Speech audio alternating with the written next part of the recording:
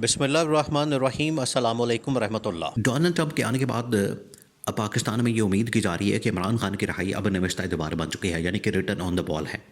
अब इसको कोई नहीं टाल सकता, इसको कोई नहीं रोक सकता और ये होके रहना है। जब जनवरी में डोनाल्ड ट्रंप ने हलफ उठा लेना है तो फिर उसके बाद कोई भी ताकत नहीं रोक सकती। पाकिस्तान के अंदर तो कोई भी ताकत ख़ास तौर पर नहीं रोक सकती। वो तो फिर पाकिस्तान क्या दुनिया के अंदर एक सबसे बड़ी ताकत है, सुपर पावर है, तो उसको कौन रोक सकता है। और उसका जो सदर है वो दुनिया का ताकतवर तरीन शख्स माना जाता है, इस वजह से उसकी बात को नहीं टाला जा सकता। और पाकिस्तान जैसा मुल्क, यहाँ की हुकूमत, यहाँ की इस्टेब्लिशमेंट, उसकी तो पूरी एक तारीख है कि अमेरिका ने हमेशा से पाकिस्तान के मामलात में मुदाखलत की है। और जब भी पाकिस्तान के हालात बेहतर हुए हैं तो उस वक्त में अमेरिकी डॉलर्स की भरमार होती है, जिसकी वजह से पाकिस्तान के हालात बेहतर हो जाते हैं। और जैसे ही अमेरिकी डॉलर्स, अमेरिकी इमदाद बंद होती है तो पाकिस्तान के हालात नीचे चले जाते हैं। तो यहाँ पे लोगों के डॉलर्स मुंह को लगे हुए हैं, लोगों के राल टपकना शुरू हो जाती है जब भी अमेरिकी डॉलर्स की बात होती है। तो यहाँ पर कैसे इनकार किया जा सकता है अमेरिका जैसे ताकतवर मुल्क को, सुपर पावर को, आप उसको इनकार नहीं कर सकते। इस वजह से डोनाल्ड ट्रंप के आने के बाद तो इमरान खान की रहाई तो अब कन्फर्म लगती है। लेकिन फिर भी यहाँ पर लॉबिंग हो रही है, फिर भी इमरान खान की रहाई को रोकने के लिए, डोनाल्ड ट्रंप को अपने साथ मिलाने के लिए और ये कहने के लिए हम किसी तरह से आपके साथ काम करने को तैयार हैं, हम आपके साथ हैं, आप हमें हुक्म लगाएं, हमें बताएं, आपके हर हुक्म की तामील होगी। तो ये अपने आप को एक टीम, बी टीम के तौर पर प्रेजेंट करना चाहते हैं, एक बी ऑप्शन के तौर पर प्रेजेंट करना चाहते हैं कि आप इमरान खान को छोड़ें, इमरान खान के ऊपर मिट्टी डालें, इमरान खान को भूल जाएं, इमरान खान का खाता बंद करें, हमारे साथ चलें। हमें बताएं आपको क्या चाहिए, हमें बताएं आपको फ़ौजी अड्डे चाहिए, हमें बताएं आपको अफ़गानिस्तान के अंदर कोई मुदाखलत चाहिए, हमें बताइए आपने कोई चाइना को काउंटर करना है। तो ये सब कुछ करने के लिए तो बिल्कुल लम्हे बढ़ गए हैं।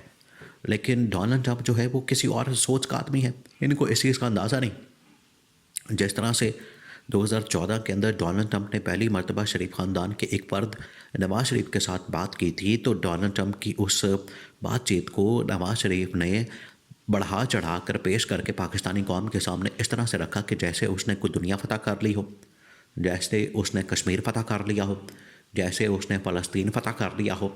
तो इसके ऊपर डोनाल्ड ट्रंप ने बड़ी नाराज़गी का इजहार किया कि ये आपने झूठ क्यों बोला, ये आपने दो नंबरी क्यों की, ये आपने वहाँ पर गलत बयानी क्यों की, और अपनी प्रेस रिलीज़ के अंदर वो बातें बयान कर दी जो कि हमारे दरमियान हुई भी नहीं। यानी नवाज़ शरीफ और डोनाल्ड ट्रंप के दरमियान जो बातें नहीं भी हुई वो भी इन्होंने प्रेस रिलीज़ के अंदर जारी करके, प्रेस रिलीज़ के अंदर डाल कर तो जारी कर दी, जिसके ऊपर अमेरिकी इंतज़ामिया ने और डोनाल्ड ट्रंप ने बड़ी नाराज़गी का इजहार किया। वो दिन है, आज का दिन है, इनकी आपस में बनी नहीं। और इसी वजह से इन्होंने जब अमेरिकी स्टेट डिपार्टमेंट के ऊपर, अमेरिकी वाइट हाउस के ऊपर जब हमला किया गया, वहाँ की पब्लिक का मसला था, वहाँ की आवाम का मसला था, वहाँ की आवाम जाने, पब्लिक जाने, अमेरिका जाने और सारे मामला जाने, इन्होंने क्या किया, अपना लोच जो है तलना शुरू कर दिया। यह नून लीग वालों ने, एहसन इकबाल, राना सनाउल्लाह, ख्वाजा सादर, नवाज़ शरीफ, मरीम नवाज़, शहबाज शरीफ, सारों ने, भाई अमेरिका का मामला आप उसको छोड़ दें, आप अमेरिका के मामलात में ज़रूर अपना टांग अड़ाना चाहते हैं, ज़रूर अपना लोचा तलना, आपने लोचे तले बगैर तो ये रह नहीं सकते, इनको ये आदत है। तो जब वहाँ पर इस तरह का हमला हो गया, वहाँ की आवाम ने कर दिया वाइट हाउस के ऊपर, इन्होंने सारा मलबा जो है डोनाल्ड ट्रंप के ऊपर डाल दिया कि डोनाल्ड ट्रंप दहशतगर्द है, डोनाल्ड ट्रंप जो है वो एक दहशतगर्द आदमी है, डोनाल्ड ट्रंप जो है वो गद्दार आदमी है। डोनाल्ड ट्रंप को इन्होंने इमरान खान के साथ मिलाना शुरू कर दिया।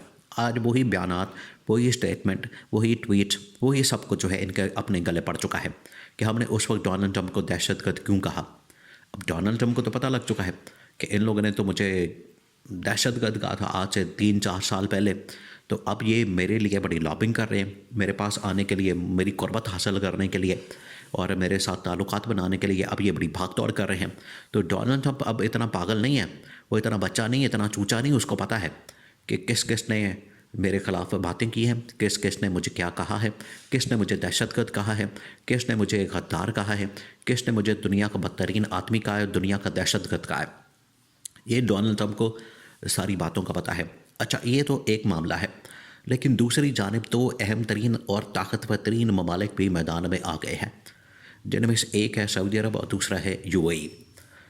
अब सऊदी अरब और यूएई के जो पाकिस्तान के साथ ताल्लुकात हैं वो बड़े तारीखी किस्म के ताल्लुकात हैं। जहाँ तक अमेरिका की बात है तो अमेरिका और पाकिस्तान के ताल्लुकात हमेशा फाइनेंशियल या कभी फौजी मामलात, जंग करने के मामलात, जिस तरह से जनरल ज़ियाउल हक के दौर में रूस के ख़िलाफ़ अमेरिका का साथ दिया और उसके बाद मुशर्रफ के ज़माने में तालिबान के ख़िलाफ़ अमेरिका का साथ दिया। तो ये तो डायरेक्ट जंगी मामलात हैं जिसमें वहाँ से डॉलर्स की भरमार होती रहे। लेकिन यहाँ पर सऊदी अरब के साथ या यूएई के साथ जो हमारे ताल्लुकात हैं वो तो मजहबी है, इस्लामी है, तीनों इस्लामी मुल्क हैं। और इस वजह से पाकिस्तान के जो उनके साथ ताल्लुकात हैं वहाँ पर इतनी बड़ी तादाद में पाकिस्तानी काम करते हैं, इतनी बड़ी तादाद में वहाँ पर पाकिस्तानी रहते हैं, तो पाकिस्तान का उनके साथ जो एक ताल्लुक़ है वो बड़ा फितरी किस्म का, बड़ा नेचुरल किस्म का है, उससे इनकार नहीं किया जा सकता। इस वजह से जब भी पाकिस्तान को किसी किस्म की सपोर्ट की ज़रूरत पड़ी है तो बगैर किसी झिझक के इन ममालिक ने पाकिस्तान को हमेशा से सपोर्ट फ्राहम की है। वो चाहे फाइनेंशियल हो, वो चाहे सिक्योरिटी से मुतालिक हो, वो चाहे किसी भी चीज़ से मुतालिक हो, वहाँ पर पाकिस्तानियों को मुलाजमत देने के मुतालिक हो, जॉब देने के मुतालिक हो, हमेशा उन लोगों ने पाकिस्तानियों की मदद की है। और जब से वो ममालिक तरक्की याफ्ता बन चुके हैं, जब से इन ममालिक के अंदर तरक्की हुई है तो उन्होंने पाकिस्तानियों को बड़ा सपोर्ट किया, पाकिस्तानियों को वहाँ पर बड़ा अकोमोडेट किया। और बड़ी तादाद में वहाँ पर पाकिस्तानी लेबर भी मौजूद है, ऑफिस वर्कर भी मौजूद है, ऑफिसर्स भी मौजूद हैं जो कि टॉप लेवल की पोजीशन के ऊपर इस वक्त विराजमान है। अब ये वो ममालिक हैं जिन्होंने पाकिस्तान के ऊपर दबाव डाला है और कहा है दो टक अंदाज में कि अगर पाकिस्तान में स्टेबिलिटी नहीं आती, पाकिस्तान में यहाँ पर आप इस्तेहकाम नहीं लाते, पाकिस्तान में आप जितनी देर तक सियासी मुआशी इस्तेहकाम नहीं लाते उतनी देर तक हम इन्वेस्टमेंट का सोच भी नहीं सकते और आप इसका तस्वर भी नहीं कर सकते कि हम किसी तरीके से इन्वेस्टमेंट करने आ जाए।